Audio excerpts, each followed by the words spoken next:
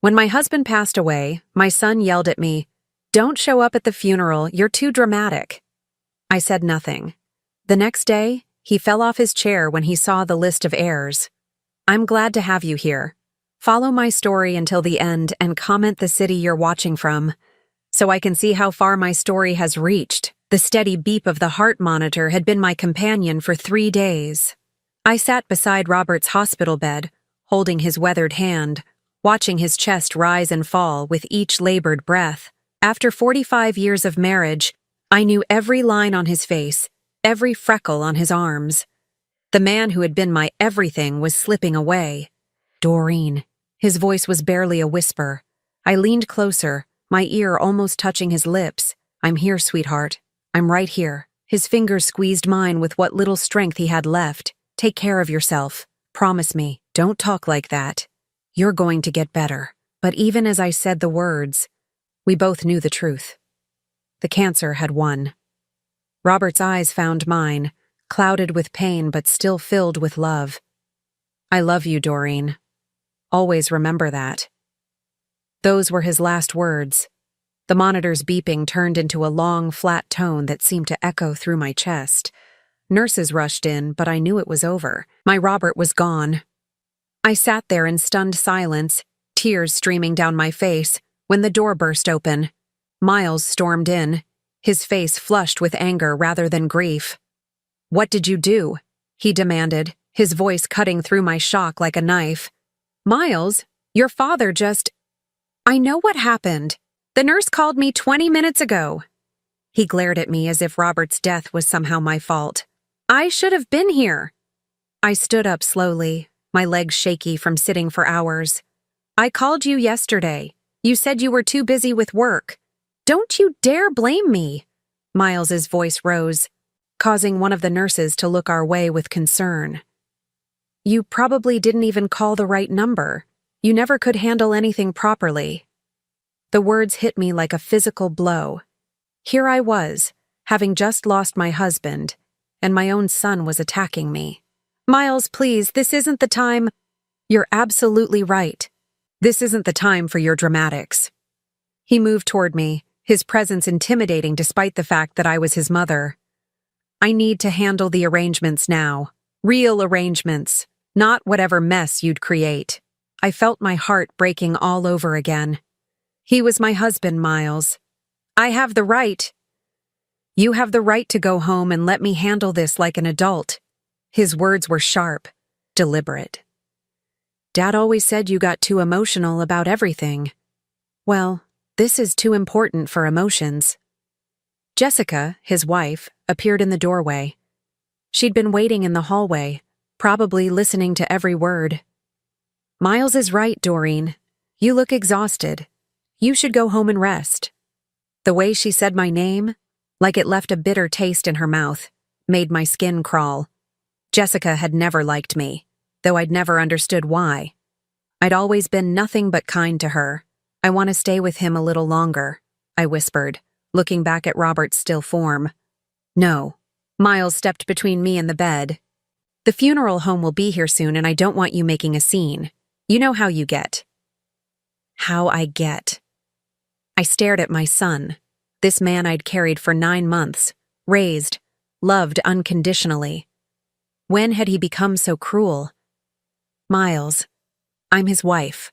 I should be making these decisions." He laughed, but there was no humor in it. "You can't even balance a checkbook, Mom. You think I'm going to trust you with Dad's funeral? With his memory?" Each word was a dagger. I felt myself shrinking, becoming smaller under his withering gaze. The nurses had finished their work and quietly left us alone with Robert's body. The room felt cold, sterile, nothing like the warm goodbye I'd imagined. "Just go home," Miles continued, his tone slightly softer but still firm. "I'll handle everything. The funeral home, the obituary, all of it. And don't even think about showing up at the funeral home tonight for the viewing. You'll just embarrass yourself." "I won't embarrass—" "Yes, you will. You always do." He pulled out his phone, already moving on to more important matters. "Jessica will drive you home." I looked at Jessica, hoping to find some sympathy, some understanding from one woman to another.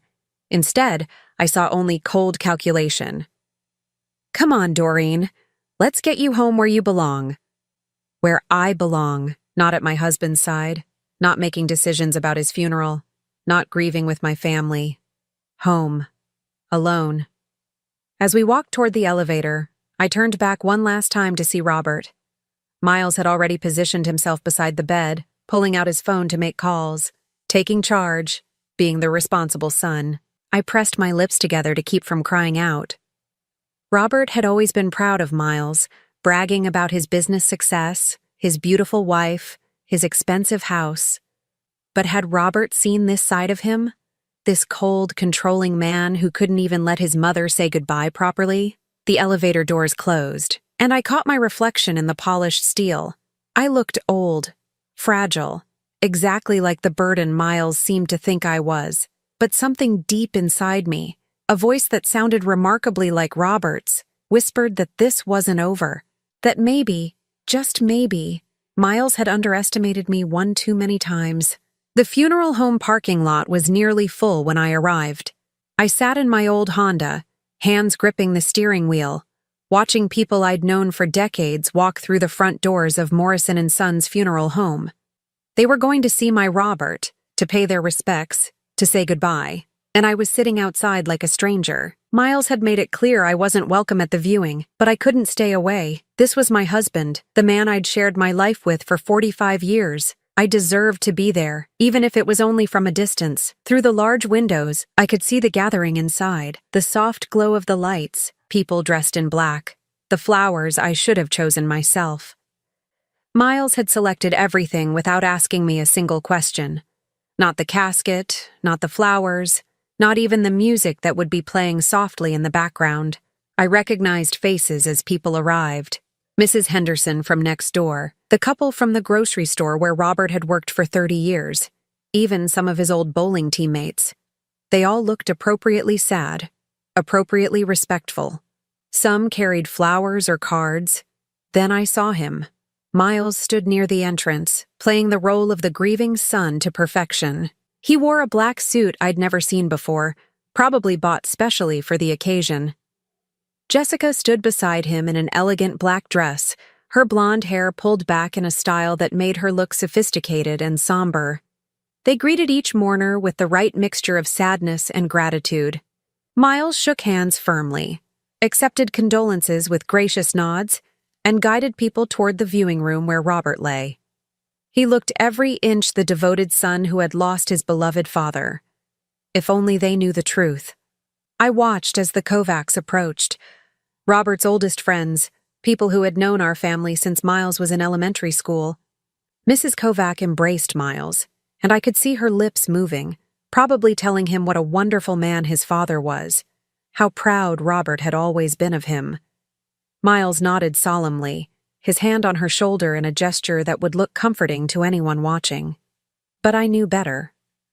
I knew that Miles hadn't visited his father more than 3 times during his entire illness. I was the one who had driven Robert to chemotherapy appointments, who had slept in hospital chairs, who had held his hand through the worst moments. Where was Miles then? Too busy with work, he'd always said. "You've got it handled, Mom." A tap on my passenger window made me jump. I turned to see Carol Martinez, my neighbor, peering at me with concern. "Doreen? Honey, what are you doing out here?" I rolled down the window, feeling heat rush to my cheeks. "Oh, hi, Carol. I needed some air." Carol's brow furrowed. "Shouldn't you be inside? With your family? How do you explain to someone that your own son has banned you from your husband's viewing? That you're sitting in a parking lot like a criminal because your child thinks you're too dramatic to properly mourn?" "Miles is handling everything," I said finally. "He thought it would be better if..." "If what?" Carol's voice was sharp. She'd always been protective of me, ever since her own mother had died and she'd seen how I'd cared for Robert. "He thinks I get too emotional." Carol stared at me for a long moment, then looked toward the funeral home entrance where Miles was still greeting mourners. "Doreen, that's the most ridiculous thing I've ever heard. You're his wife. You belong in there." "It's okay," I lied. "Really. I said my goodbyes at the hospital." but that was a lie too. Miles had barely given me 5 minutes alone with Robert before taking over completely. Carol looked like she wanted to argue, but another car pulled up behind us, forcing her to move. "I'll call you tomorrow," she said through the window. "We need to talk." As she walked toward the funeral home, I saw her stop and speak to someone near the entrance. She pointed back toward my car, and I felt a flush of embarrassment. Now people would know. They'd know that Robert's widow was sitting alone in the parking lot while his son played host inside. The next hour was torture. I watched people come and go, some staying only briefly, others lingering longer. The Kowalskis brought their teenage grandson, the one Robert had taught to fish last summer. The boy looked lost and sad, the way teenagers do when they encounter death for the first time. Robert would have wanted me to comfort that boy, to share stories about their fishing trips, to help him understand that grief was okay. Instead, I sat frozen in my car, forbidden from offering the comfort I'd given for decades. As the evening wore on, I noticed something that made my blood run cold. Miles and Jessica were standing near the guest book, and Jessica was writing down names and addresses. They were cataloging who came, probably planning thank you cards or keeping track of who might be useful later. But it was more than that. I watched Jessica lean close to Miles and whisper something, both of them glancing toward the parking lot where I sat. Jessica smiled, the kind of smile that never reached her eyes. They were enjoying this, my exclusion, my humiliation, my powerlessness. It entertained them. The realization hit me like a physical blow. This wasn't just about Miles thinking I was too emotional. This was deliberate cruelty. They wanted me to know my place, to understand that I was no longer part of the family decisions, no longer someone whose feelings mattered. A new car pulled into the parking lot, and I recognized it immediately. Margaret Chen, the lawyer who had handled some business for Robert over the years. She was an elegant woman in her 50s, always impeccably dressed, always professional. What was she doing here? I watched as she approached Miles, shaking his hand with the formal politeness of a business relationship. They spoke for a few minutes, Miles nodding seriously, Jessica hovering nearby with that calculating look she always wore when money or important matters were being discussed. Then Margaret did something unexpected. She turned and looked directly at my car. Even from this distance, I could see her searching the parking lot until her eyes found mine. She raised her hand in a small wave, acknowledging my presence. Miles followed her gaze and saw me. Even from across the parking lot, I could see his jaw tighten with anger. He said something sharp to Margaret, who responded with what looked like a firm but polite refusal. Margaret walked away from Miles and Jessica, heading directly toward my car. Margaret Chen's gentle knock on my car window startled me from my thoughts. I quickly wiped my eyes and rolled down the window, embarrassed to be caught crying in a parking lot. "Mrs. Morrison, I'm so sorry for your loss," Margaret said, her voice warm with genuine sympathy. "Robert was a good man. Thank you. I didn't expect to see you here." Margaret glanced back toward the funeral home, where Miles was watching us with obvious irritation. "Actually, I came specifically to see you. Would you mind if I sat with you for a moment?" I unlocked the passenger door, grateful for any human kindness after the isolation of the past 2 days. Margaret settled into the seat beside me, her presence somehow comforting in its calm professionalism. "I know this is a difficult time," she began carefully, "but Robert asked me to speak with you after the funeral. There are some matters we need to discuss." "What kind of matters?" My heart sank. Was this about debts I didn't know about? Problems with the house? I can't go into details right now. But Robert made some important decisions in his final months. Decisions that will affect your future significantly. Margaret's eyes were kind but serious. "I'll call you next week to set up a meeting. In the meantime, don't sign anything Miles might ask you to sign. Do you understand?" Before I could ask what she meant, a sharp rap on Margaret's window made us both turn. Miles stood there, his face tight with anger. Margaret rolled down her window with calm composure. "Miles, I was just expressing my condolences to your mother. She should be at home resting," Miles said curtly. "This is too much stress for her."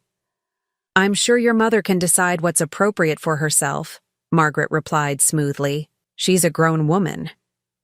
The tension between them was palpable. I didn't understand it, but I could feel undercurrents of something larger happening around me. "I'll call you, Mrs. Morrison," Margaret said, squeezing my hand gently before getting out of the car. "Take care of yourself." As Margaret walked back to her car, Miles leaned down to my window. What did she want? Just to pay her respects. His eyes narrowed. Did she say anything else? About Dad's business or the house? No, nothing like that. The lie came easily, instinctively. Something told me Miles didn't need to know about Margaret's warning. "Good, because you don't need to worry about any of that complicated stuff. Jessica and I will handle everything." His tone softened slightly, but it felt calculated rather than genuine. "Why don't you go home? This has been a long day for everyone." I nodded, too emotionally drained to fight anymore. As I started my car, I watched Miles return to Jessica's side. They stood together, a united front, watching me drive away. The house felt impossibly empty when I got home. 45 years of shared life echoed in every room. Robert's coffee cup still sat in the sink from 3 days ago. His reading glasses lay folded on the side table next to his favorite chair. I picked them up, holding them against my chest as fresh tears came. The phone rang, jarring me from my grief.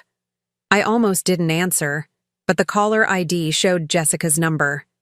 "Hello? Doreen, it's Jessica. Miles and I are coming over. We need to discuss some practical matters." "Tonight? I'm really not up for this. Can't wait. We'll be there in 20 minutes. The line went dead before I could protest. I looked down at myself, still wearing the black dress I'd put on for the viewing I wasn't allowed to attend, and sighed. What practical matters were so urgent they couldn't wait until after Robert's funeral? When Miles and Jessica arrived, they came armed with folders, legal pads, and the kind of determined efficiency that made my stomach clench with anxiety. "Sit down, Mom," Miles said, gesturing to the couch like he was the host and I was the visitor. "We need to talk about your future." Jessica spread papers across the coffee table, her movements crisp and businesslike. "We've been doing some research, and we think we've found the perfect solution for you."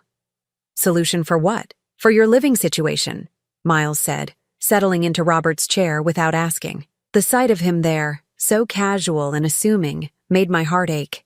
"This house is way too big for you now.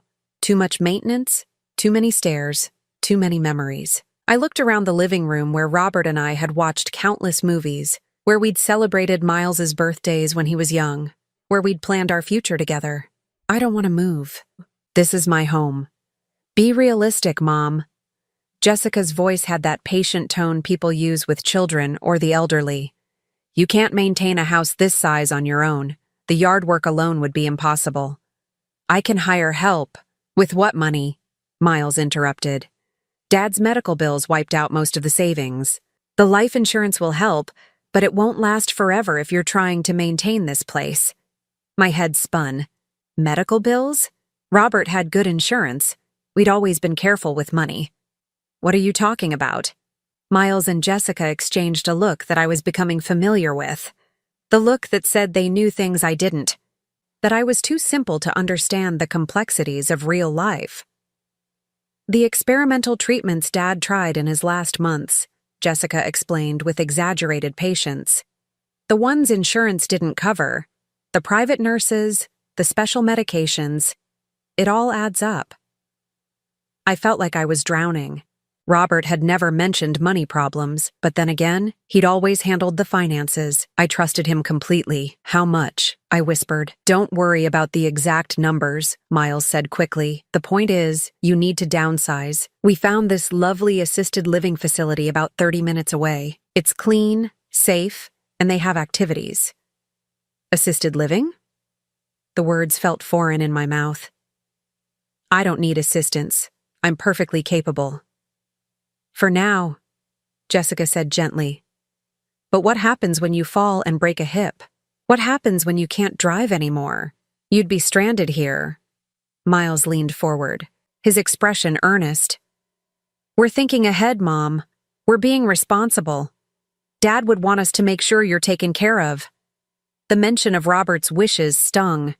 How did they know what Robert would want? When had either of them spent enough time with him to understand his thoughts about anything? I need time to think about this, I said finally. Of course, Jessica said, gathering up the papers. But don't take too long.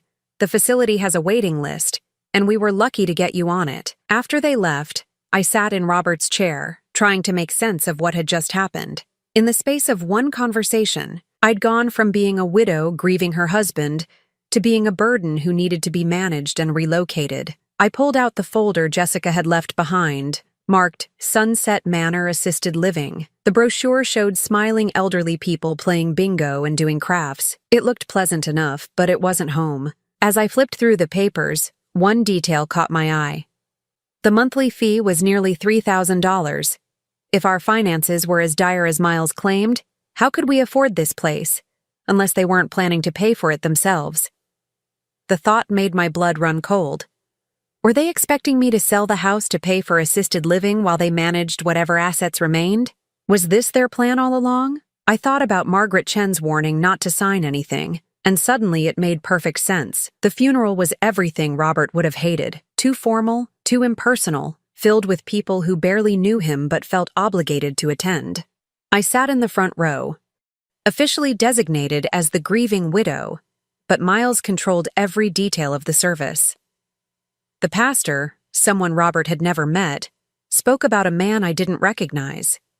He talked about Robert's successful business career and his pride in his accomplished son, but never mentioned Robert's love of fishing, his terrible jokes, or the way he sang off-key in the shower every morning for 45 years. I wanted to stand up and tell them about the real Robert, the man who cried at commercials with dogs, who still brought me flowers every Friday even after 4 decades of marriage, who spent his last weeks not worrying about his own pain, but about what would happen to me. But I sat silent, playing my assigned role while Miles delivered a eulogy that sounded more like a business presentation than a son's goodbye to his father. After the cemetery service, people gathered at the fellowship hall for lunch. Miles and Jessica worked the room like politicians, accepting condolences and thanks with practiced grace. I found myself sitting alone at a corner table, watching my son charm people who had known Robert far longer than Miles had bothered to. Mrs. Morrison? I looked up to find Margaret Chen standing beside my table. She wore a simple black suit and carried a leather briefcase, looking professional even in this informal setting. May I join you? I nodded, grateful for the company. Margaret settled into the chair across from me, setting her briefcase carefully on the floor. How are you holding up? I feel like I'm watching someone else's life, I admitted. Like I don't belong at my own husband's funeral. Margaret's expression softened with understanding. Grief affects everyone differently. There's no right way to process such a loss.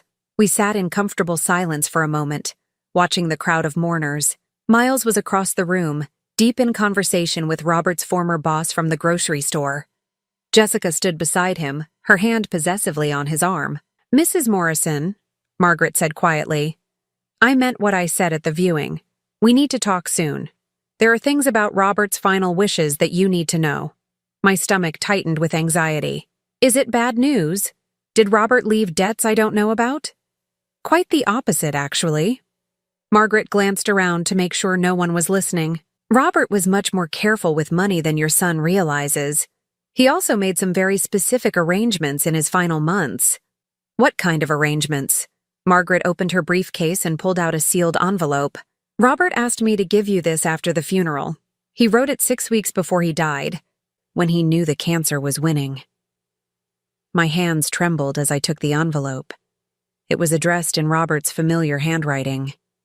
For my beloved Doreen, when you're ready for the truth. What truth? I whispered. Robert saw how Miles was treating you during his illness, the way he dismissed your opinions, spoke over you, made decisions without consulting you. It troubled him deeply. I thought back to those final months. Miles had insisted on dealing with all the doctors, claiming I was too emotional to handle medical information properly. He'd scheduled appointments without telling me, made treatment decisions without asking my opinion, and generally acted like I was an inconvenience rather than Robert's wife and primary caregiver. Robert felt terrible that he hadn't intervened sooner, Margaret continued. He said he'd always been too passive when it came to family conflicts, too willing to keep the peace, but watching Miles treat you like a child who couldn't be trusted with adult decisions, it opened his eyes. Across the room, Miles laughed at something someone had said. The sound grated against my nerves. How many times had he laughed at my expense over the years? How many times had he dismissed my concerns or made me feel foolish for having opinions? So he changed his will? Among other things, yes. But there's more than just the will, Mrs. Morrison. Robert spent his final weeks making sure you would be protected, no matter what anyone else might try to do. Margaret's phone buzzed, and she glanced at it with a frown. I'm sorry, but I have to take this call. Can you come to my office tomorrow afternoon? Say 2 o'clock. I nodded, clutching the envelope against my chest. Should I tell Miles about this? Margaret's expression grew stern. I would strongly advise against it, at least not until after our meeting tomorrow. And remember what I told you about not signing anything. After Margaret left, I sat staring at the envelope in my hands. Part of me wanted to tear it open immediately, but another part was afraid of what I might find inside. Robert had always been gentle, non-confrontational. What could he have written that required such secrecy? Mom? What was that about? I looked up to find Miles standing beside my table, his eyes fixed on the envelope. Jessica hovered behind him, trying to look casual but clearly listening intently. Mrs. Chen was just paying her respects, I said, sliding the envelope into my purse. What's in the envelope? Nothing important. Just some paperwork from your father's business dealings. Miles frowned. What kind of paperwork? I thought I was handling all of Dad's business affairs. It's nothing urgent, I repeated, standing up from the table. I'm getting tired. I think I'll head home. Wait, I'll drive you, Miles said quickly. You shouldn't be driving when you're emotional. I'm fine, I said firmly. I've been driving for 50 years, Miles. I think I can manage the 10 minutes to my house.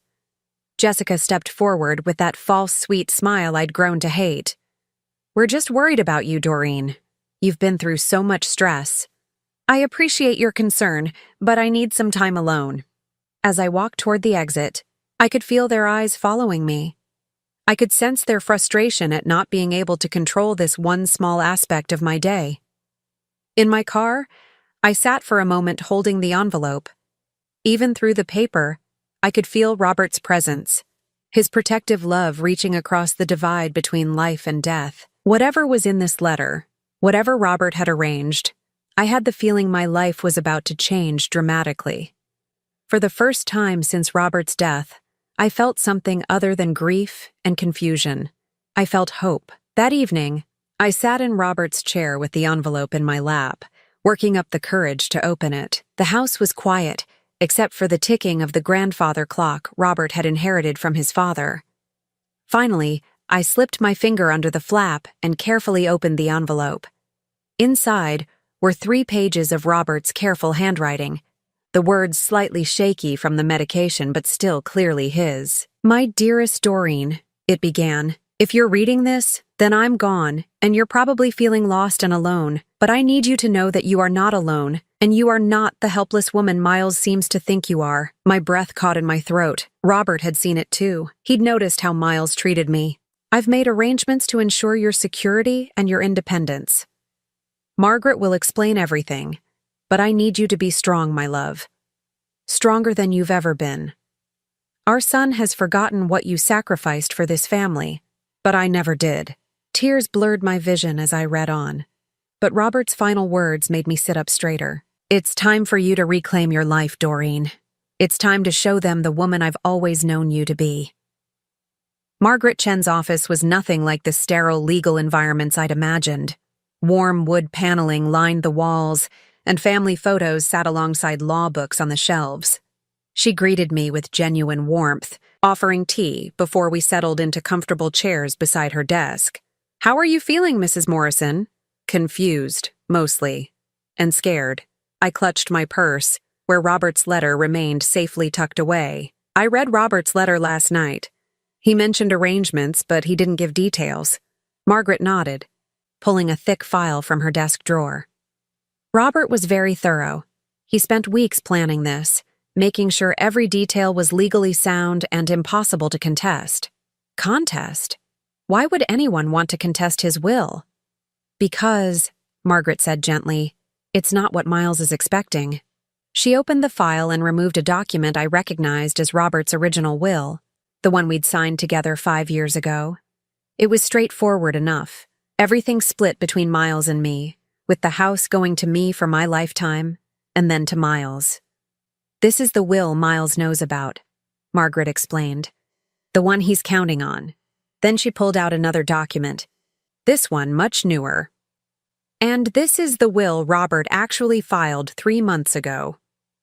My hand shook as I took the papers. The legal language was dense, but certain phrases jumped out at me. Sole beneficiary, irrevocable trust, and most shocking of all, conditional inheritance limited to $5,000. I don't understand. What does this mean? Margaret leaned forward, her expression serious but kind. It means Robert left you almost everything, Mrs. Morrison. The house, his life insurance, his investments, his pension. It all goes to you. Miles receives $5,000 and Robert's personal effects only. The room seemed to spin around me. But why? I mean, I'm grateful, but Miles is his son. Robert felt that Miles had shown his true character during the final months of his illness. The way he excluded you from medical decisions, spoke to you dismissively, treated you like an inconvenience rather than a wife and mother. Margaret's voice carried a hint of steel. Robert documented several specific incidents that influenced his decision. I thought about those awful months, the constant feeling of being pushed aside, of having my concerns dismissed as emotional or unrealistic. I'd assumed Robert hadn't noticed, that he was too focused on his illness to see how Miles was treating me. There's more, Margaret continued. Robert also discovered that Miles had been pressuring him to change the original will months ago, before the cancer diagnosis. Miles wanted the house left directly to him, not to you with lifetime rights. My stomach dropped. He what? Miles argued that it would be more efficient for estate planning purposes. He suggested you could live in the guest room or move to a smaller place. Robert was disturbed by the conversation, especially since you knew nothing about it. The betrayal hit me like a physical blow. While I was caring for Robert, nursing him through chemotherapy, Miles had been maneuvering to take away my home. But there's something else you need to understand, Margaret said, her tone becoming more urgent. Robert included a specific clause in the new will. If Miles attempts to contest it or challenge it in any way, he forfeits even the $5,000. Everything would then go to charity in Robert's name. He thought of everything.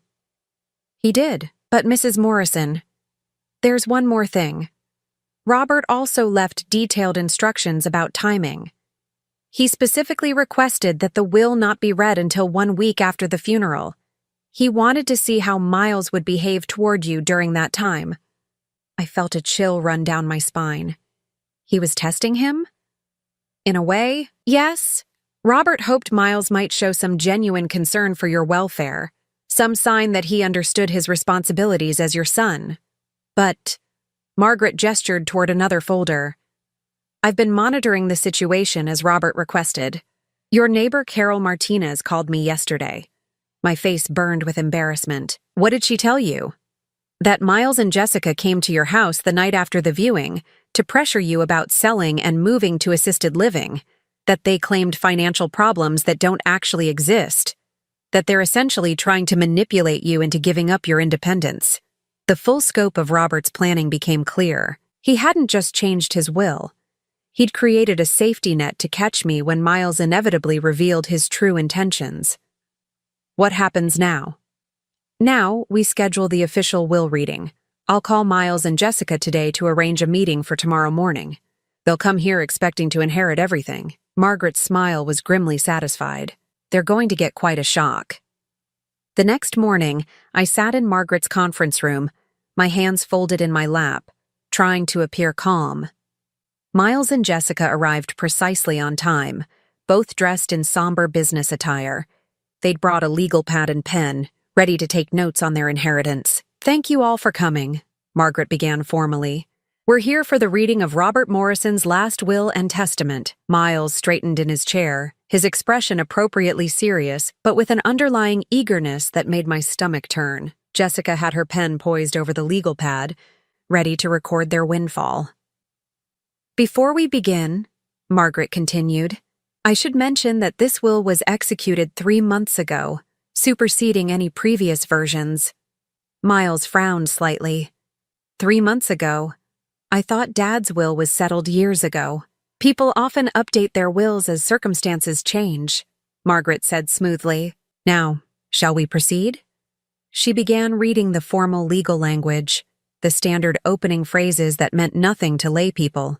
Miles fidgeted impatiently, obviously wanting to skip to the important parts. Then, Margaret reached the meat of the document. "To my beloved wife, Doreen Morrison, I leave my entire estate, including but not limited to the family home and all real property, all bank accounts and investments, my life insurance policies, and my pension benefits." Miles jerked forward in his chair. "Wait, what?" Margaret continued reading, her voice steady and professional.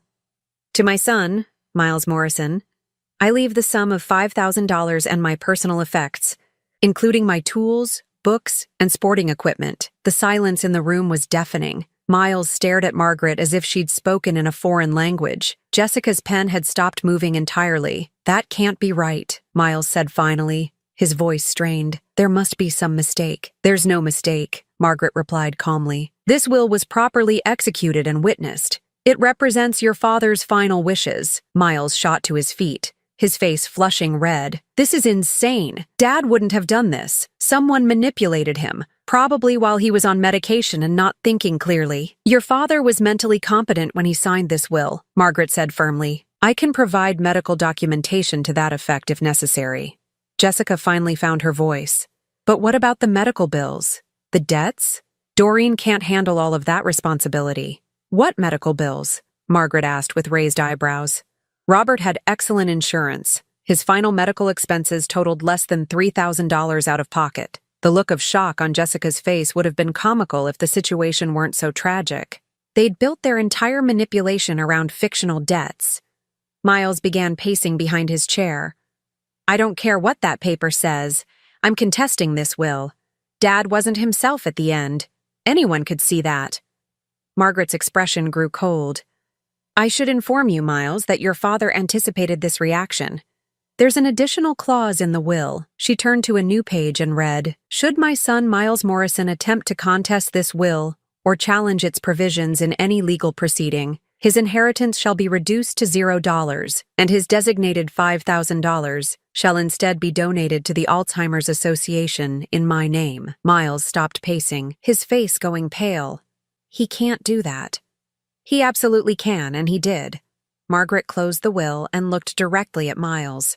"Your father also left a sealed letter explaining his decision. Would you like me to read it?" Miles sank back into his chair, looking stunned. Jessica grabbed his arm, whispering urgently in his ear. "For the first time since Robert's death, I found my voice." "Yes," I said quietly. "I think we should hear what Robert wanted to say." Margaret opened the sealed envelope with careful precision. Inside was a single sheet of paper in Robert's handwriting. She cleared her throat and began to read. "Miles, if you're hearing this letter, it means you've learned about my final will and you're probably angry. I hope you'll take a moment to understand why I made these decisions. For 45 years, your mother has been the strongest, most selfless person I've ever known. She worked 2 jobs to help put you through college. She cared for my mother during her final illness without complaint. She nursed me through cancer with a devotion I never deserved. But during my final months, I watched you treat her like she was incompetent. You spoke over her in doctor's appointments. You excluded her from decisions about my care. You acted as if her decades of sacrifice meant nothing. The final straw came when you suggested I leave the house directly to you instead of ensuring your mother's security. You said it would be more practical. What you meant was more convenient for you. Doreen has earned the right to live in peace and dignity. She has earned the right to make her own decisions without your interference. I pray that someday you'll understand that being a son means more than waiting for your inheritance." Margaret folded the letter and set it aside. The silence in the room was suffocating. Miles sat frozen, his face a mix of anger and something that might have been shame. Jessica's mouth hung open, her careful composure finally cracked. "Miles," I said softly, "your father loved you, but he loved me too, and he saw how you were treating me." Miles looked at me with eyes I barely recognized. "You turned him against me." "No," I said, finding strength I didn't know I had. "You did that yourself." Jessica suddenly stood up, her voice sharp with desperation. "This is ridiculous. Doreen doesn't know how to manage money or property. She'll lose everything within a year." Margaret's voice cut through Jessica's protest like a blade. "Mrs. Morrison managed the household finances for 45 years, while working full-time and raising a child. I think she's more capable than you give her credit for." "But the house is too big for her," Miles said, grasping for any argument. "She admitted she can't maintain it." "Actually," I said, surprising myself with my calm tone, "I never said I couldn't maintain it. You said I couldn't maintain it. There's a difference." Margaret smiled at me encouragingly. "Mrs. Morrison, you now have the financial security to hire whatever help you need. Housekeeping, yard work, home repairs. It's all manageable with proper planning." The reality of my situation was beginning to sink in. I wasn't destitute. I wasn't helpless. I wasn't dependent on Miles's grudging charity. Robert had made sure of that. Miles made one last desperate attempt. "What about when she gets older? What about when she can't live alone anymore? Then she'll make that decision when the time comes," Margaret said firmly, "as an independent adult woman, not as someone whose choices are dictated by relatives who view her as a burden." Jessica grabbed her purse, her face twisted with fury. "This is insane. Come on, Miles, we don't have to listen to this." But Miles didn't move. He sat staring at the table, processing the magnitude of what had just happened. The inheritance he'd counted on, the house he'd planned to sell, the control he'd expected to have over my life. All of it had vanished. "Miles," I said gently, "you're still my son. This doesn't have to change that." He looked up at me with bitter eyes. "Doesn't it? You got what you wanted. You won. I didn't want to win anything. I just wanted to be treated with respect." Jessica tugged at Miles's arm. "We're leaving. This is ridiculous." As they reached the door, Miles turned back. For a moment, I thought he might apologize, might show some recognition of what Robert's letter had tried to tell him. Instead, he said, "Don't come crying to us when you realize you can't handle this responsibility." Then they were gone, leaving Margaret and me alone in the conference room. "How do you feel?" Margaret asked gently. I considered the question carefully. "Free," I said finally. "For the first time in months, I feel free." 3 months later, I stood in my kitchen making coffee on a Saturday morning, watching through the window as the lawn service crew finished the weekly yard work. The house sparkled from the monthly deep cleaning service, and the handyman had just finished repairing the loose banister I'd been worried about. Robert had been right. With proper financial planning, maintaining the house wasn't a burden at all. I'd joined a book club at the library, something I'd never had time for when I was working. I'd started taking watercolor classes at the community center. I'd even begun volunteering at the local animal shelter, something I'd always wanted to do but never felt I could afford the time. My phone rang, interrupting my peaceful morning. The caller ID showed a number I didn't recognize. "Hello? Mom?" My heart stopped. It was Miles. "Miles? How are you?" His voice sounded different, uncertain in a way I hadn't heard since he was a child. "I've been thinking about what Dad wrote in that letter." I waited, not wanting to say anything that might make him retreat into anger again. "Jessica and I separated," he said quietly. "She couldn't get over the money. She kept saying we should have gotten more, that you'd manipulated Dad somehow. I finally realized she'd never really cared about me, just what she thought I'd inherit. I'm sorry, Miles. I know that must be difficult. Mom, can I come see you? I want to talk. Really talk, not just about money or practical things. I want to understand what Dad was trying to tell me." Tears sprang to my eyes. "Of course you can come. You're always welcome here. Even after how I treated you, I thought about Robert's letter, about his hope that someday Miles would understand what being a son really meant. Especially then, I said softly. That afternoon, Miles sat in his father's chair, looking smaller somehow than he had in Margaret's office. We talked for hours, really talked, for the first time since he was a teenager. He apologized for the way he'd treated me during Robert's illness, for assuming I was too emotional or incompetent to handle adult responsibilities. I don't know why I did that, he said, his voice thick with regret. You raised me alone for years after Dad's accident at the plant. You managed everything then. I guess I got used to thinking of you as someone who needed taking care of instead of someone who had always taken care of everyone else. Your father saw it too, I told him. That's why he wrote that letter. He wanted you to remember who I really was.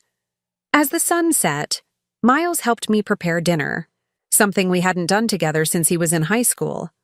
We cooked Robert's favorite meal and shared stories about him, both of us crying and laughing as we remembered the man who had loved us both enough to teach us this difficult lesson. Will you forgive me? Miles asked as he prepared to leave. I already have, I said, hugging him tight. But more importantly, you need to forgive yourself. Your father didn't want to punish you, Miles. He wanted to protect me and help you become the man he knew you could be. 6 months after Robert's death, I no longer felt like I was living someone else's life.